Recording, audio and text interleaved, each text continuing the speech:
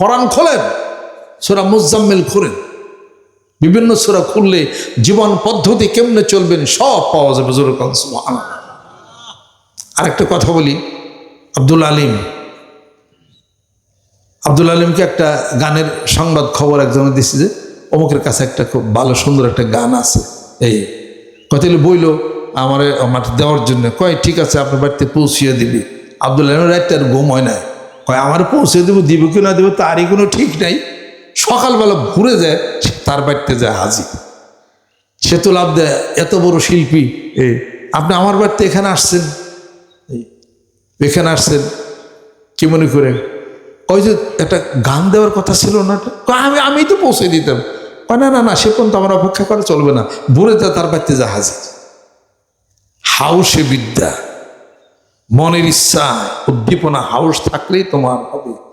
আর তুমি যদি তেনার মতো যদি ঘুরো একটু দিকির করতে নামাজ পড়ো, দরকার নাই, আল্লাহ দিবে না বার করে।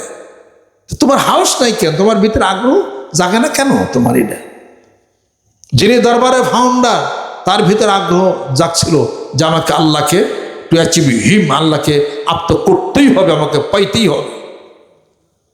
এই সামনে দিয়ে আসছেন হাই স্কুল, এখানে তেরোশ্রী হাই স্কুল, এই প্রাইমারি স্কুল, এই যেখানে মাঠের এখানে আসছেন, ওইখানে আব্বা ছাত্র ছিলেন, ক্লাস 5-এর ছাত্র। 5-এর ছাত্র থাকা অবস্থায় তার ভিতরে উদয় হলো এই বাংলা ইংরেজি পড়লে আল্লাহরে পাওয়া যাবে না, আমি মাদ্রাসায় পড়ব। এখনকার ছেলেবেলে তো মাদ্রাসায় দেওয়ান জানো পলায়, পিটিয়া মাদ্রাসায় রাখা লাগে। পরে এখানে আমার দাদা ভর্তি করে দিছিল, ওই গাছটা কাটছে নাকি, এখানে ভর্তি করে দিছিলেন। 3-4 পর্যন্ত পড়ছে, 5 পর্যন্ত। ভিতরে কি হয়েছে যে না, তখন থেকে আব্বার আমল করে, জিকির আজকার করে। সবাই খেলাধুলা করতে, আব্বা দাঁড়িয়ে থাকতেন যে মাদ্রাসায় বললে আরবি বললে আল্লাহরে পাওয়া যাবে। গাড়িটা গেছে সব নেই, যে বাড়ির থেকে পলিয়া চলে গেছে, আব্বা পলিয়া চলে গেছে মৈশালহ মাদ্রাসা, 1951-এর কথা। মানিকগঞ্জ রোডে একটা মাদ্রাসা আছে, ওখানে গেছে গা। দাদা আর তালাশ করে পায় না, কোন জায়গায় গেল, কোথাও গেল, আর তালাশ করে পাইল না। কিছুদিন পরে খোঁজ হইল যে ও বাড়িতে থেকে পলে গেছে। কই গেছে? মৈশালহ মাদ্রাসাতে ভর্তি হয়েছে। পরে সেই মাদ্রাসায় ভর্তি, ওখান থেকে পাশ করছেন। 1951-এ ফাজেল পাশ করছেন। 47টা ফার্স্ট ডিভিশন পাইছিল পূর্ব পাকিস্তানে, আব্বাও একজন ফার্স্ট ডিভিশন পেয়েছে। তো ইচ্ছা যদি না থাকে, where there is will there is way, ওয়াল্লাইসান ইল ইনসান ইল্লা মা সা। চেষ্টারও সাধ্য কিছু নেই, চেষ্টা করো, মানজাদ্দা ফাওয়া জাদা, চেষ্টা করো পাইবে। চেষ্টাই নাই, আগ্রহই নাই, ভিতরে স্পৃহাই নাই, কিছুই নেই। আর একটা শিল্পীর মতো তো বের পারল না যে গান গাইছে। আব্দুল আলিম সকালবেলা ভোরে যায় তার বাড়িতে যা হাজির, যে আমার দাও, আমি এটা রেডিওতে গাবো। তার কাছ তাই না, সেটা আব্দুল আলিম যে রেডিওতে যে সেটা গাইছে। একটা গানের জন্য পাগল ছিল। 7 কি 8 বছর বয়স, সকালবেলা ভোরে কাঁচামরিচ পান্তা বাদ দেয়া ভাত খাইতেছিল, রেডিওতে বাজতেছিল কাজী নজরুল ইসলামের লেখা, সদা মন চাহে মদিনা যাব, সদা মন চাহে, এটা গাইতেছে রেডিওতে। আব্দুল আলিম জীবনীতে পড়ছি, কয় এইটা শুই না, বললো যে এইটা শুনে আমি পাগল হয়ে গেলাম, এত সুন্দর কথা, এত সুন্দর সুর, এই তো লাগে গেল গানের পিছে। তো তোমার ইচ্ছা হোক দিয়ে পড়া নাই। ওই লোকের বাড়িতে সকালবেলা ঘুরে যা হাজির, তুমি কি করতা?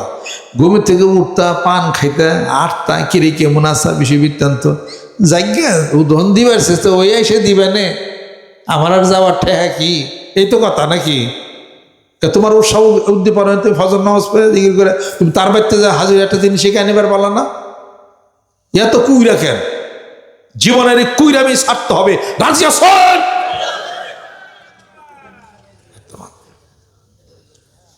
আস্তে ওয়াজ করার নিয়ত করছি। আমি তো একটু জিহাদি স্পিডি মানুষ, ওইটা ওরা আজকে একটু বাদ দিয়েছি। দোয়ার মাহফিলে তো জিহাদ দেওয়া যাবে। আব্দুল আলিম যা উপস্থিত হয়েছে, যে তার কাছে নিছে যে এটা আমি গাম, ওইটা ঠিক আছে আপনি নিয়ে যান। সেই নিয়েই গেছে। কল কল ছল ছল নদী করে টলমল, ঢেউ ভাঙে ঝড় তো ফানেতে, নাও বাইও না মাঝি বিষম দৈরাতে। বদর বদর বলি কিনারে কিনারে তরি, ভাটি গাঙে ভাটিয়ালি গাইও, থাকিলে জোয়ার দেরি লগি মাইরা তরা তরি, বেলা বেলি ঘাটে ফিরা আইও। থাকি চাহিয়া চাহিয়া পন্থের পানে তালাশে, দূর দূর কাপে হিয়া নৈরাশে। আমায় কোলে রাইখা বারবার না যাইও গাঙেতে যা, কোলে রাইখা বারবার না যাইও গাঙেতে, আর সাথে সাথে নিও তুমি নৌকা হাতে, নাও বাইও না মাঝে বিষম দৈরাতে। ওরে গগনে গগনে হুঙ্কারিয়া ছোটে মে, শন শনে বাই বাই চৌদিকে, মাঝি নিমিষে গুটাইও পাল সামেলে ধরিও হাল, নিমিষে গুটাইও পাল সামেলে ধরিও হাল, ধীরে ধীরে বায়ু তুমি নো, ধীরে ধীরে বায়ু নৌকা। মানুষের মানব জীবনের কথা ঘটনা বলি কইছে। হ্যাঁ, গগনে গরজে মেঘ ঘন বরষা, কোলে একা বসে আছে নাহি ভরসা, রাশি রাশি ভাড়া ভাড়া ধান কাটা হলো সারা, ভরা নদী খুঁড়ো ধারা খর পরশা, কাটিতে কাটিতে ধান এলো বরসা, একখানি ছোট ক্ষেত আমি একলা। এই যে কথাগুলি বলে গেছে সোনার তরীর মধ্যে, কথার মাহাত্ম্যতে কিছু আছে, বুঝেন না কেন? অতএব ভিতরে উৎসাহ উদ্দীপনা আনতে হবে। কি সময়গুলো শুধু খালি নষ্ট করে গল্প গুজব করে, আসর থেকে মাগরিব পর্যন্ত দুনিয়ার গল্প গুজব করে ঘুরে সময় নষ্ট করবেন, 100% শিওর আপনার অভাবে পড়ে যাবেন। খুব সাবধান। এই সময় জিকির করতে হবে, আমল চালাইতে হবে। সারা দিনের মধ্যে এই সময়টা সবচেয়ে বেশি গুরুত্বপূর্ণ, আসর থেকে মাগরিব পর্যন্ত সারাদিনে এই সময়টা সবচেয়ে বেশি গুরুত্বপূর্ণ। এই সময়ের মধ্যে দুনিয়াদের কাজ করা যাবে না, আল্লাহর জিকিরের মতো মশগুল থাকতে হবে। না পারেন হাঁটেন, শরীর চর্চা হবে, হাঁটেন, কাজ করেন। বসে থাকলে জিকির। গল্প আজকের থেকে বন্ধ, রাজি আছেন? গল্প বন্ধ, আসর থেকে মাগরিব পর্যন্ত গল্প করিব না।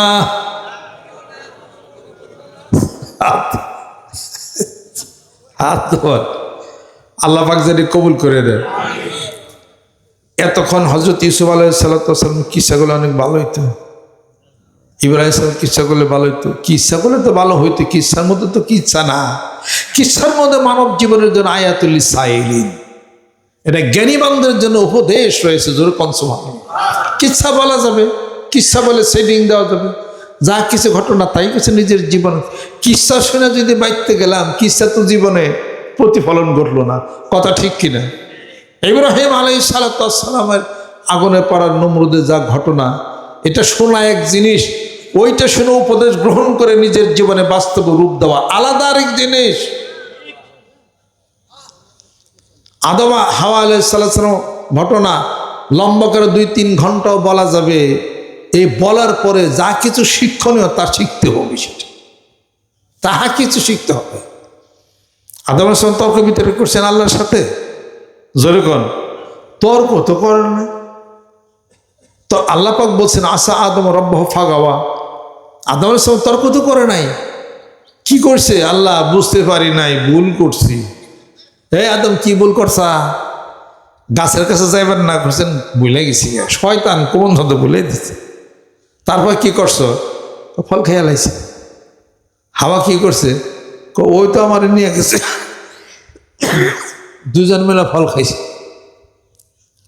আমরা তো ঠিক করো নাই, কালা ভুল করছি, তাহলে কি করবা? মাফ চাই। মাফ চাই বা কথা ঠিক, কিন্তু শাস্তি কিছু ভোগ করার লাগবো, শাস্তি দিবার চাই। কি শাস্তি? মাটিতে নামো, নামো নামনি, মাটিতে নামবা। আদাসিহা অবাসালিহা ও কিসাহিয়া ও ফৌমিহা, এগুলো আদা রসুন টসুন চাষাবাদ করে খাবি, এটা তো শাস্তি। আর হাওয়ার আইডিয়া বসবাস করবি, যাও। এই আর একজন আর একজনের শত্রু তোমাদের হয়ে যাবে, এই হলো শাস্তি। আদম আলাইহিস কি কইছে যে আল্লাহ গাছ বানাইলে কে? গাছ বানাইছো, ফল দিলা কে? ফল দিলা শয়তান দিলা কেন, ধোকা দিল কেন, খাইছি তো খাইছি, বৃষ্টির এত ফল খাওয়ান যাবো, ওটা খাইলে সমস্যা কি আছে? এরকম নানান কথাবার্তা বলে আল্লাহর সাথে যুক্তি দিতে পারতো। কথা ঠিক কিনা? দেন নাই, স্বীকার করেছেন ভুল করেছি, অপরাধ করেছি। রব্বানা যালামনা আনফুসানা ওয়া ইল্লাম তাগফির লানা ওয়া তারহামনা লানাকুনান্না মিনাল খাসিরিন। আল্লাহ দুষ করছি, অপরাধ করছি, জুলুম করেছি নিজের নফসের উপরে, মাফ করে দেন।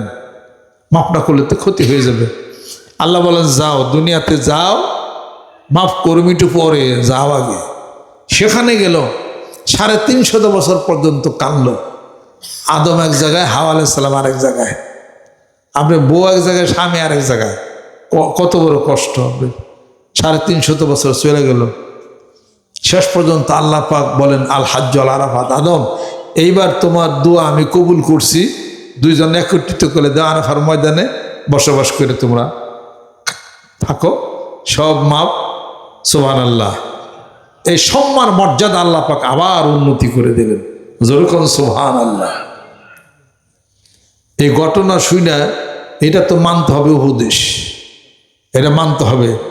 বিনা যুক্তিতে আল্লাহ যা বলছেন ঠিক, কোরআন শরীফ ঠিক, কোনো তর্ক বিতর্ক নাই। নিজের দোষ গুনাহ অপরাধ স্বীকার করতে হবে।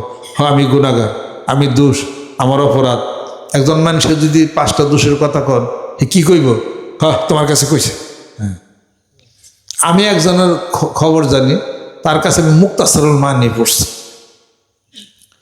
তালখিসুল মেফতা না পড়লে মুক্তাসারুল মানি পড়া যায় না। ওই হুজুর খুব খুব ছোটের হুজুর, এলিম আছে ওনার। এলিম 1 তারিখে পরীক্ষা করার জন্যে রবি ঠাকুরের লেখা সাহিত্যের সামগ্রী ইন্টারমিডিয়েটে পড়ছি আমরা। খুব কঠিন সাহিত্যের সামগ্রী, একটা প্রবন্ধ। ওইটা আমি দিয়েছিলাম যে হুজুর আপনি নাকি অনেক আরবি অনেকই পারেন, এটা বাংলা করেন্সি দিয়ে পারেন নাকি, বা আরবি করেন্সি দিয়ে পারেন নাকি? পরে কোনটা? আমাকে রবি ঠাকুর লেখে সাহিত্য সামগ্রী কেন আনলো, দেখলো, দেখে দেখতেছে আর আরবি করে যেতেছে। কয় আমি আরবি করলাম, এটা হলো বইয়ের ভাষা। তোমার মতো মানুষ, তোমার মতো আরবি করলে ওই সৌদি আরবের যারা গ্রামগঞ্জে থাকে গেউয়া, তারাই তাগো মতো তোমরা কথার মতো তোমরা আরবি করবে। আমি করে দিলাম ট্রান্সলেশন, যাও পৃথিবীর কোন যা দেখা হবে, এরকম ছুটে রাখলেন। বুঝলেন? মুক্তাসারুল মানে আঘাত থাকে গুড়াবন্ত আল্লাহ তফতজানি রহমতুল্লাহ লেখা মুখস্থ কয়, কি বুঝবেন? ফারেজ দিয়ে গেছিলাম, আঘাতে গুড়াবন্ত ব্যাগ মুখস্থ করে দিল।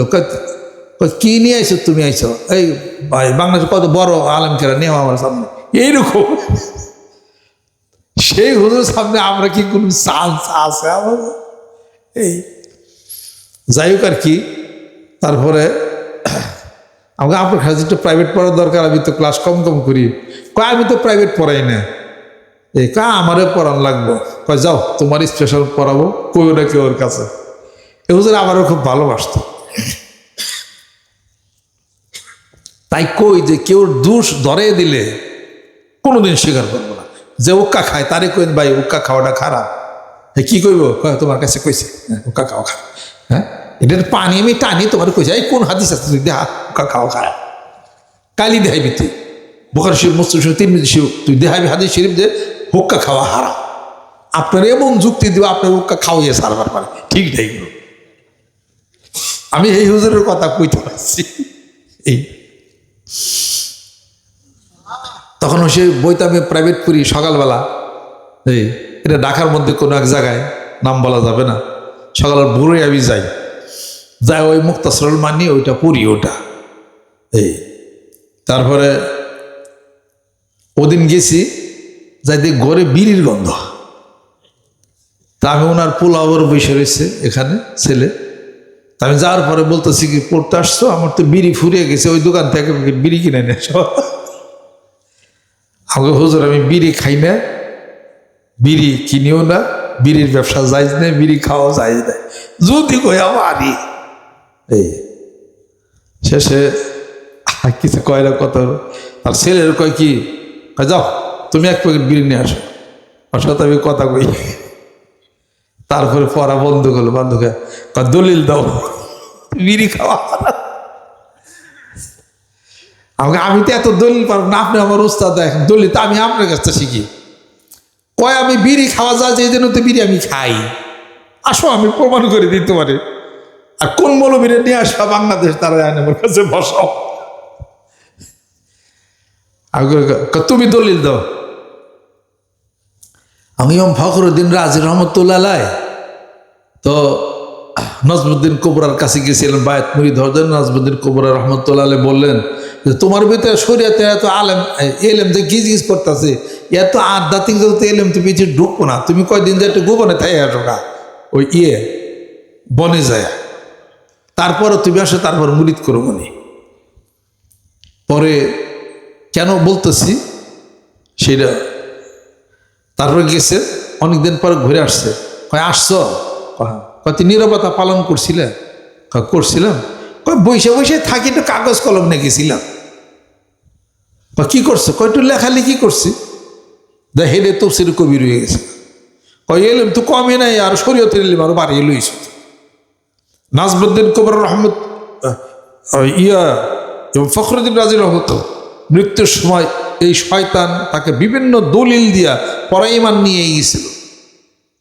শেষ পর্যন্ত তিনি বললেন কি, রুহের আত্মার জগতে তখন জানতেছেন নাজমুদ্দিন কুবরা রহমতে আত্মার জগতে ইত্তাকু ফিরাস্তাল মুমিন ফাইন্নাহু ইয়ানজুরু বিনুরিল্লাহ, যে তুমি বলে দাও বিনা দলিলে আল্লাহ এক।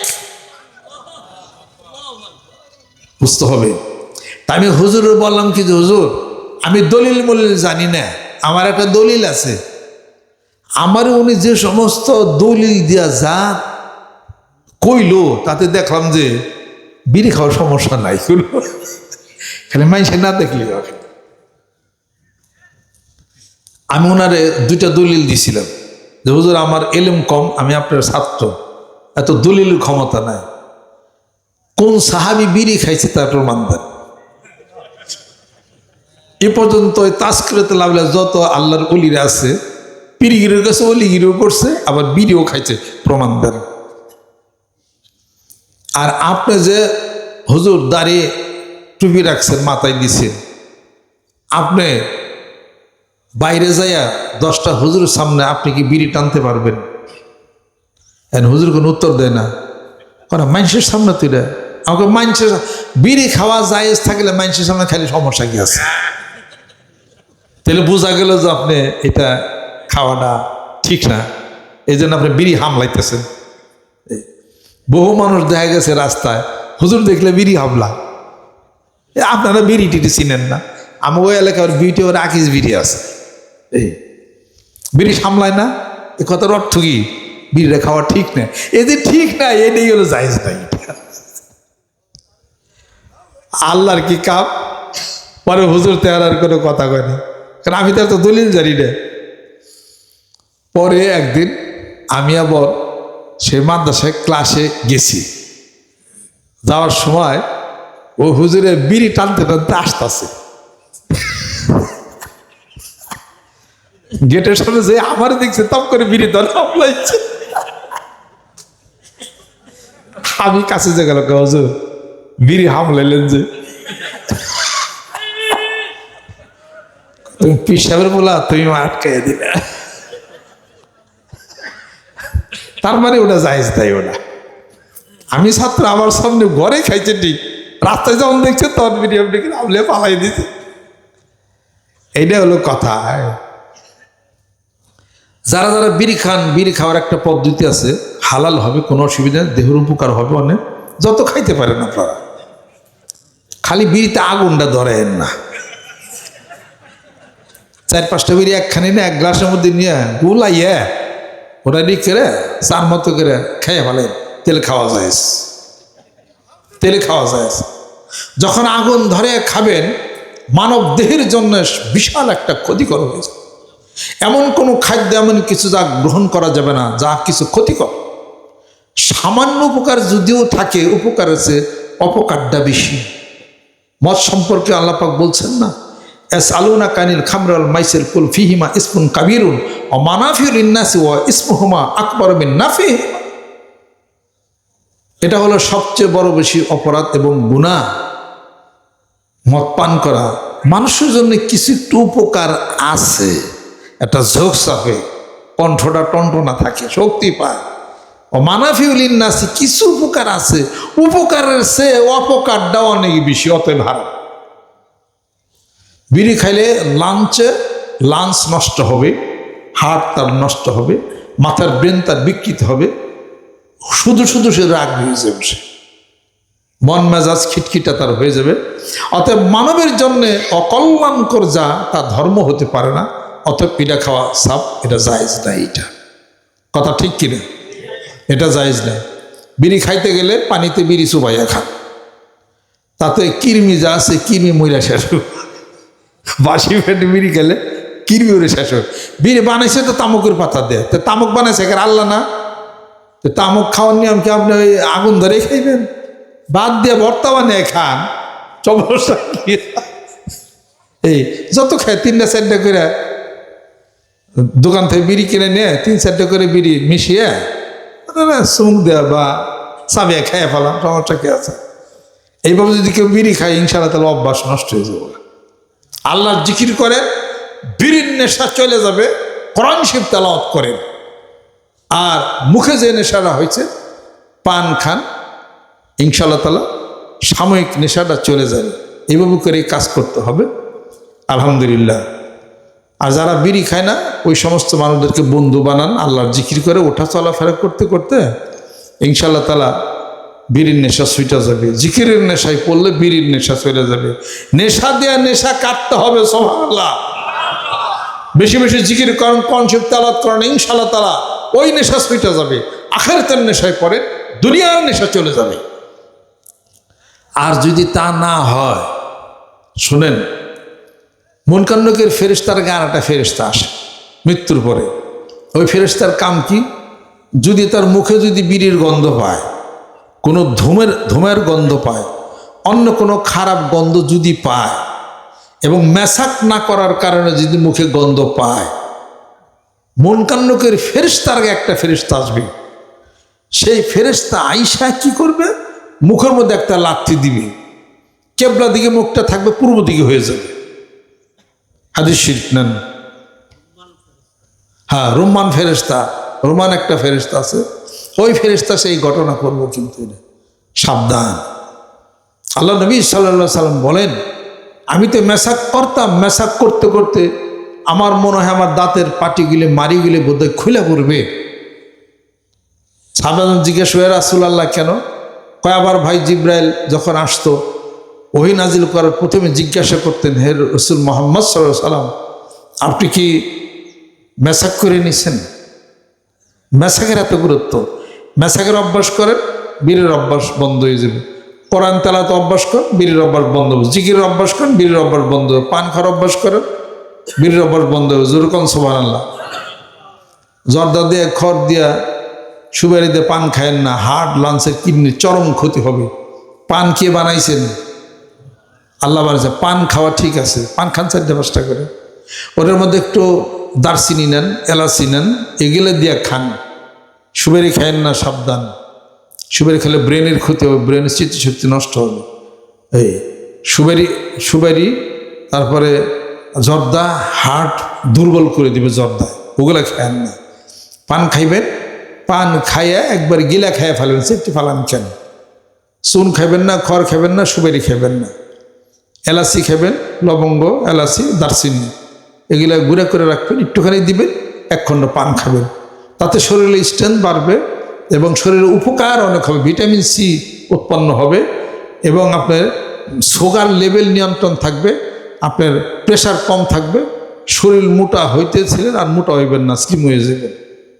এইভাবে করে পান খান। আল্লাহ পাক যেন কবুল করে নেন, রহমত বরকত আল্লাহ পাক যেন নাজিল করে দেন। আমাদের মাহফিল চলবে ইনশাআল্লাহ তাআলা, জিকির আজকার চলবে, দোয়া সব পড়তে থাকেন, বিসমিল্লাহ দোয়া পড়তে থাকেন, সূরা ফাতিহা পড়তে থাকেন। এরকম একটা মাহফিল আল্লাহ পাক যে ভাগ্য আমাদের ইনায়েত করেছেন, আলহামদুলিল্লাহ। আর যে মাঝে দেখছেন না গাছ গুছ আছে, হালাত হয়ে গাছ গুছ ভেঙেন না, কথা খেয়াল করছে? আপনার বাংলার দিকে সতর্কতার জন্য আমি আবার খুঁটা লাগাইছি। এই আবার খুঁটা পেয়েছে ভেঙে নিয়ে একগুলো গা, যে পীরের বাড়িতে আইসি একটা গাছের পাতা ছিঁড়েন হয়ে যায়, বরকতের জন্য পকেটে দিয়ে গাছের পাতায় ছিঁড়েন হয়ে গেল গা। ওই যে এক লোকে আব্বা বাসায় থাকতে, আব্বার ঘর থেকে আব্বা গেছে ওজুতে, ফট করে কেমনে জানি এক মহিলা মা বোন ঢুকছে, ঘরের মধ্যে কেউ জানে হঠাৎ করে কেমনে জানি ঢুকছে, ঢুকে হেরা আবার চামড়ার জুতো এটা নিয়ে গেছে গা, দুইটা বিছান নিয়ে পাই দিয়ে হাঁটতে এটা নিয়ে গেছে গা। আব্বা আসার পর স্যান্ডেল খোলার পরে জুতা পাই দেবো, জুতা এটা সারাটা দেয়। এটা আব্বাকে দেওয়া হচ্ছে এই ঘরে কুত্তে লোকান থেকে কুত্তে তো চামড়া জুতা দিয়ে আসা। আর মা কে দূর তুমি কেমন কথা কই না, কুত্তে লোকে হয়তো জুতা দিলে আরেকটা গেল ওখানে, এই কুত্তে তো চামড়া জুতা নিয়ে যায়, চামড়া চাপাই খায়। এর কুত্তে তালাশ করে কুত্তে তোর হয় না। হে মহিলা যেটা জুতা নিয়ে ব্যাগের মধ্যে ঢুকে নিয়ে যাইতেছে গা, পরে গেট পর্যন্ত গেছে, তার ফিরার গেছে। তুমি এনে কে নিয়ে গেছিলে? কয় তো আম্বা করেন কে পীরের বাড়িতে আহি জীবনে কোন দেখলাম না উঠলাম না কিছু। কয় যে জুতাটা পাই না, জুতা নিছেন, জুতা নিছো তুমি? কাল আমার সাইকেল জুতার মুখে আর নিয়ে থাকলে নিচি এটা কি আর এটা তো রয়েছে। আমাকে পাগল নাকি এটা? ওই এটা রয়েছে, এটা নিয়ে আইসি। কয়টা তো আব্বার জুতা, কয়টা দিন খাবি? পীরের বাড়িতে এসে খালি যাম না, বরকত নিয়ে গেলাম, এত বছর আইসি কিছু নিয়ে হালাম না, আবার জুতা নিয়ে মেলা করছে। তারে দইরা গাঁটতে পিছকা থেকে জুতা খোলিয়া রাখা হয়েছে। আমাকে ব্যাগ করলে গিয়ে দুইটা নিয়ে পাই দিয়ে আরতি, একটা নিয়ে দেখেছে। কাজে পীরে লাগাইছে আম গাছ, পাতা নিয়ে যায়, ডাইলের ভাই গিলে হয়ে যায়, আর গাছটার দফা সারা। এগুলা দামি দামি আম গাছ, টাকা দামি কিনে আনছে, কথা খেয়াল করছে বুঝছেন না? আম কিছু কিছু ধরা শুরু করছে, এগুলো ওই দিক দিয়ে বাগান বাড়ি বানাইছে। মাহফিলে চলবে 20-25 জনের উপরে গাছ হয়ে যাবে আলহামদুলিল্লাহ। এরপর আম কাঁঠালের দিনে আবার আপনারা আসতে পারে, আমি একটা মজমা দিব। অনেক কাঁঠাল গাছ বুনছি না, দেখেন না এটা সব কাঁঠাল ধরছে, গত বছরও কাঁঠাল খাইছি। এই যে দেখেন কাঁঠাল গাছ বড় হয়েছে, ওই যে কাঁঠাল ধরছে, এই যে দিক দিয়েও কাঁঠাল ধরছে। এগুলো কিন্তু খুব দামি দামি জাম গাছ। এই জাম গাছ হলো ইন্ডিয়ার থেকে অর্ডার দেয় না, এই জাম গাছ আপনারা পাইবেন না। এই জাম গাছ এত বড় বড় জাম, এটা ওই যে ওইটাই সব এগুলা লাগাইছে। কাঁঠালের সিজনে আসতে পারে, মনে করেন যে 100 কাঁঠাল পাইরে দিতাম আর মুড়ি আনে দিব এক খেয়ে শেষ একবারে। এনে একটা বাগান বাড়ি হয়েছে, আবার আমাকে জিকিরের মাহফিল হয়েছে, একটা আনন্দ হয়েছে কথা করতে। ওইদিকে বড় বিশাল লেক, পুকুর আছে, লেক পাকা গাটলাপ করে দিছি, ওখানে গোসলের সব সমস্যা নাই। এখানে এই যে বাজার আছে, এনে পরোটা বানায়, রসগোল্লা আছে, তারপর যাতায়াত ব্যবস্থা সুবিধা আছে, সেই রকম অবস্থা মনে করেন। এই সব দিকে নিজাম মিষ্টি ঘর আছে, এনে মসজিদ আছে, এনে আমার মাদ্রাসা আছে। এই জায়গা আমার কেনা সম্পত্তি, ডোহা আসলো বাইন্দা টেন্দা একটা মাহফিলের জায়গা একটা হয়েছে।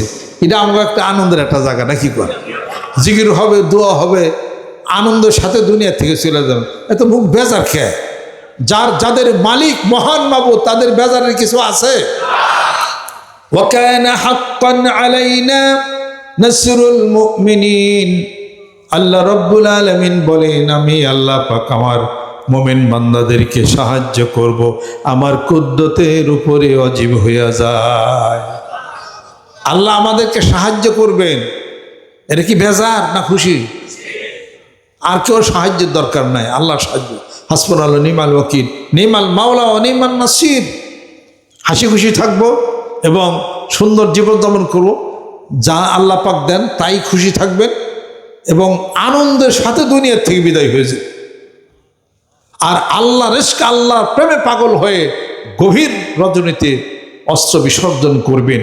ওয়াল মুস্তাগফিরিনা বিল আসহার, জোরে জোরে কোন সুবহানাল্লাহ। আল্লাহ সকলে গায়ে গায়ে ডান হাতে ধরি, গোনার জন্য তওবা হবে। যারা নিয়ত করছেন, মেয়েরা যারা আছেন দূরে থেকে নিয়ত করেন, আমি এখন বয়েদ বা মুরিদ, আমি এখন হয়ে গেলাম।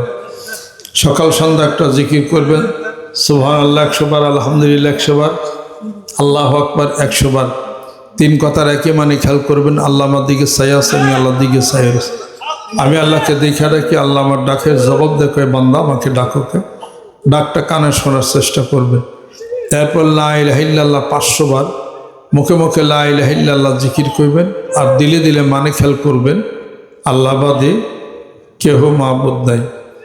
সকাল সন্ধ্যায় জিকির, সকাল সন্ধ্যা কোরআন শরীফ তেলাওয়াত, 5 ওয়াক্ত জামাতে নামাজ আদায়, ব্যাংকের থেকে কোনো সুদের লেনদেন করবেন না, কাউর সুদ দিবেন না, সুদ খাইবেন না, কম খাবেন, হালাল খাইবেন। এই কয়টা কথার উপরে প্রতিশ্রুতিবদ্ধ হই, বায়াত হই, কারো সেজদা করবেন না, শিরক বেদাত থেকে হেফাজত থাকবেন। নিয়ত করেন, আল্লাহ শক্তি দিয়ে দেব ইনশাআল্লাহ তাআলা। আল্লাহু আকবার। আউযু বিল্লাহি মিনাশ শাইতানির রাজিম। বিসমিল্লাহির রহমানির রহিম। तौबा किया मैं सब बुरी बातों से और सब बुरे कामों से और बैत किया मैं ऊपर हाथ मोहम्मद मंजूरुल इस्लाम सिद्दीकी खलीफा अलहाज हजरत मौलाना मोहम्मद अजहरुल इस्लाम सिद्दीकी साहिब के आई मेरे मौला इस तौबा और इस बयात कबूल फरमा। अल्लाहुम्मा आमीन। रब्बना आतिना फिद दुनिया हसना व फिल आखिरति हसना व क़िना अज़ाबन्नार। अल्लाह दुनियाते मंगल करे दाओ, आखिरातेও তুমি मंगल करे दाओ। আল্লাহ যারা বিপদগ্রস্ত আছে বিপদগুলোকে তুমি তরাইয়া না। আল্লাহ দুনিয়ার অনেক হারাম থেকে হেফাজত হয়েছে, আল্লাহ অনেক দুঃখ কষ্টের মধ্যে আছি, সব কিছু আল্লাহ তুমি দূর করে দাও। ছোট বড় গুনাহগুলি তুমি মাফ করে দাও। পর্দার আড়ালে মেয়েরা যারা আছেন হাত তুলেছেন কবুল করে নাও। দাম্পত্য জীবন কি সুখময় তুমি করে দাও। আমাদের ছেলে সন্তানদেরকে মুত্তাকি পরহেজগার তুমি বানায়া দাও। পূর্ণ হেদায়েত তুমি নসিব করে দাও। এই মাহফিল কবুল করে নাও, এই দোয়াকে কবুল করে নাও। আল্লাহ কোটি কোটি কলমা শরীফ দুরূদ শরীফ জিকির আজকার যারা তেলাওয়াত করছি, আল্লাহ কোরআন শরীফ খতম যারা করলাম, ইয়ার হাদিয়া টুকু যে উদ্দেশ্য নিয়ে এই দোয়ার মাহফিল অনুষ্ঠিত হচ্ছে, আল্লাহ আমার দাদা দাদি আত্মীয় স্বজন আরো যারা এইখানে কবরবাসী হয়ে গেছেন, মওলারে তাদের রুহের উপরে তুমি পৌঁছিয়া দাও। এলাকার গ্রামবাসী মুরব্বী গ্রাম যিনারা কবরবাসী হয়ে গেছেন, আল্লাহ এই মাহফিলের হাদিয়াটুকু এই সওয়াবটুকু তাদের রুহের উপরেও তুমি পৌঁছিয়া দাও। হাতের কাজ ফালাইয়া দিয়া এত দূর থেকে কষ্ট করে দোয়ার মাহফিলে তোমার পাগলেরা যারা হাজির হইয়া গেল, আল্লাহ তুমি তাদের জন্য হইয়া যাও। আল্লাহ কবুল আর মঞ্জুর করে নাও। আল্লাহ দুরুদ সালাম জিকির আজকার যারা এই দোয়ার মাহফিলকে উদ্দেশ্য করে যত আমল করেছি, আমরা হাত তুলেছি, আমাদের প্রত্যেকের আমল নামায় তুমি উঠাইয়া দাও। যাদের পিতামাতা আত্মীয় স্বজন আসতে পারে নাই, অসুস্থ অবস্থায় সে সুস্থতা ইনায়েত করে দাও। আল্লাহ যারা ইন্তেকাল করেছেন এই মাহফিলের হাদিয়া দোয়ার হাদিয়াটুকু তাদের রুহের উপর পৌঁছিয়া দাও। জান্নাতবাসী তুমি করে দাও। রব্বির হামহুমা কামা রব্বায়ানি সগীরা। আমার আত্মীয় স্বজন দূরে কাছের যিনারা আছেন সব সন্তানাদি আহলিয়া, আল্লাহ সব সকলকে তুমি কবুল করে নাও। এই গ্রামবাসী যারা আছেন আল্লাহ তোমার ওলি বানাইয়া দাও, বিপদ মুক্তি করে দাও, আল্লাহ তুমি কবুল করে নাও। রাস্তায় যারা আসতেছে সহি সালামত মতো এই দরবারে তুমি পৌঁছিয়া দাও। আল্লাহ যাদের আত্মীয় স্বজন ইন্তেকাল করেছেন এখানে সংবাদ পৌঁছিয়া গেছে, আল্লাহ তাদেরকে তুমি কবুল করে নাও। আল্লাহ মেহেরবান তুমি হয়ে যাও, রহমত করে দাও, বরকত করে দাও। যারা ঋণগ্রস্ত হয়ে পড়েছে ঋণ পরিশোধ করে দাও। যেই সংসারে আল্লাহ কন্যা সন্তান আছে বিবাহ দিতে পারে না, একটা সৎপাত্রের ব্যবস্থা তুমি করে দাও। আল্লাহ যেই সংসারে বিবাহ হয়েছে কন্যা সন্তানের কোনো বাচ্চা কাচ্চা নাই, আল্লাহ একটা সন্তান দিয়া ওই মায়ের কুলটাকে তুমি ভরে দাও। আল্লাহ সুখী সমৃদ্ধশালী তুমি বানায়া দাও। আবু বকরের মতো দানবীর বানায়া দাও, ওসমান গনির মতো ধনী বানায়া দাও। কৃপণ বানায়ও না, সম্মানজনক রিজিক দাও, সম্মানজনক মৃত্যু দিও। আল্লাহ সম্মানজনক স্থানে তুমি আমাদেরকে সমাহিত করো। আল্লাহ ভলেন্টিয়ারের কাজ যারা করতেছেন কবুল করে নাও। আল্লাহ আমাকে যারা ভালোবাসেন আল্লাহ আমি যারা ভালোবাসতে আল্লাহ এই দরবারে আশেক পাগলেরা হাত তুলেছে, হাতগুলিকে খালি ফিরাইয়া দিও না। কিয়ামতের দিন মুসিবতের সময় দয়াল নবীজির শাফায়াত তুমি নসিব করে দিও। আল্লাহ আমাদের পিতামাতা যাদের ইন্তেকাল করেছেন আল্লাহ বুঝতে পারি না, ভুল ব্যাধি হয়ে গেছে, মাওলা মাফ করে দাও। কোরআন হাদিসের আলো কলবের মধ্যে তুমি জ্বালাইয়া দাও। শয়তানের ওয়াসওয়াসা থেকে আল্লাহ আমাদেরকে তুমি হেফাজত করে দাও। সকল প্রকার নেফাকে আল্লাহ তুমি দূর করে দাও। এখানে আমার আত্মীয় স্বজন যিনারা আছেন আল্লাহ তুমি কবুল করে নাও। খায়র বরকত তুমি এনায়েত করে দাও। ধনে জনে মানে তুমি সম্মানী বানাইয়া দাও। আল্লাহ খাস করে মাহফিলের হাদিয়া টুকু মানিকান দরবার শরীফের জামে মসজিদের দক্ষিণ চত্বর সাহিত্য আছে। আল্লাহ আমার পিতা মাতা আরো যেনারা মুরব্বী আছেন এই মাহফিলের হাদিয়া তাদের রুহুর উপর তুমি পৌঁছিয়া দাও। আরো আত্মীয় স্বজন যে যেখানে আছেন সকলকে কবুল করে নাও। রব্বানা যালামনা আনফুসানা ওয়া ইল্লাম তাগফির লানা ওয়া তারহামনা লানাকুনান্না মিনাল খাসিরিন।